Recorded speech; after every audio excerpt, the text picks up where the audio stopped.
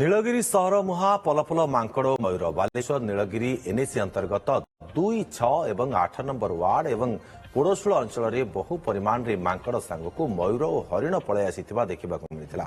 ହଠାତ୍ ବନ୍ୟଜନ୍ତୁଙ୍କ ସହର ଆଗମନ ଅଞ୍ଚଳରେ ଚିନ୍ତା ବଢ଼ାଇଥିବା ବେଳେ ଶିକାରୀଙ୍କ କବଳରୁ ତାଙ୍କୁ ସୁରକ୍ଷା ଦେବାକୁ ବନ ବିଭାଗ ପହଞ୍ଚି ନଥିବା ଅଭିଯୋଗ ହୋଇଛି। ତେବେ ନେଇ ବନ ବିଭାଗର ପ୍ରତିକ୍ରିୟା ମିଳିପାରି ନାହିଁ।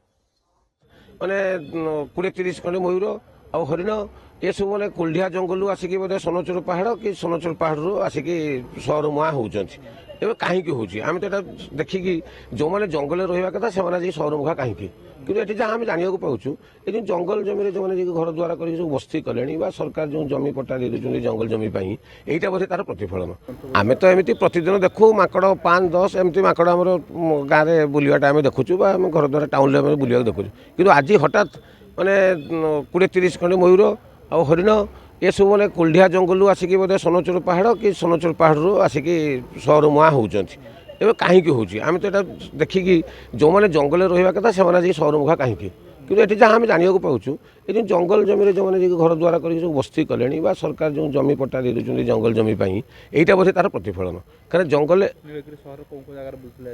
ଆଜି ଘାଟର ସାହି 2 ନମ୍ବର ୱାର୍ଡ଼ ଏନ୍ଏସିର 2 ନମ୍ବର ୱାର୍ଡ଼, ପୁଣି ଏକଟେ 8 ନମ୍ବର ୱାର୍ଡ଼, ଏସବୁ ବଜାର ମାନେ 6 ନମ୍ବର ୱାର୍ଡ଼, ଏସବୁ ୱାର୍ଡ଼ରେ ସବୁ ମୟୂର ଆମେ ଦେଖିଲୁ। ମୟୂର ପଲ, ହରିଣ ପଲ ଏବଂ ମାଙ୍କଡ଼ମାନଙ୍କର ପଲ।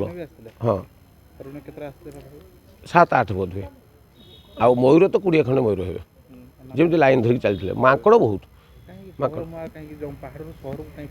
କେବଳ ତାଙ୍କର ଖାଦ୍ୟ ହେବ ଏଟା ତାର ପ୍ରଥମ ପଏଣ୍ଟ ହେଇପାରେ ଯେ ସେମାନଙ୍କର ଖାଦ୍ୟ ଅଭାବ ଯୋଗୁଁ ସେମାନେ ସହର ମୁହାଁ ହେଉଛନ୍ତି।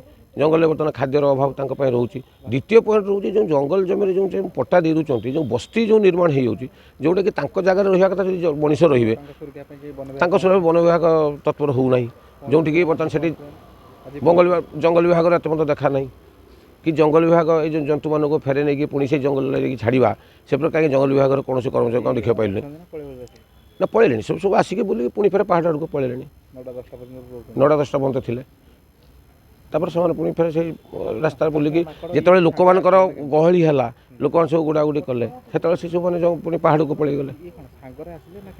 ନା ଆଗେ ମାଙ୍କଡ଼ ପଲ ବାହାରିଗଲେ, ତାପରେ ପୁଣି ମୟୂର ପଲ ଆସିଲେ, ତାପରେ ପୁଣି ହରିଣ 7-8ଟା ହରିଣ ତାଙ୍କ ପଲ ହେଇକି ଗଲେ। ଆ ଫଳରେ କ'ଣ ହେବ ନା ଏଇ ଯେଉଁ ଜନସାଧାରଣଙ୍କର ମୟୂରକୁ ଧରି ନେଇକି ସେମାନେ ମାରିକି ଖାଇଦେବେ, ହରିଣକୁ ମାରିକି ଖାଇଦେବେ।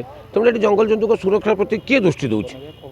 ବନ ବିଭାଗ ଏତେ ପର୍ଯ୍ୟନ୍ତ ଖବର ପାଇଛି କି ନାହିଁ ଆମକୁ ବି ଅଜଣା, କିନ୍ତୁ ଏତେ ପର୍ଯ୍ୟନ୍ତ କାହିଁ ଜଙ୍ଗଲ ବିଭାଗର କୌଣସି କର୍ମଚାରୀଙ୍କର ଆମର ବନ ବିଭାଗର ଆମେ ଦେଖା ମିଳିନାହିଁ।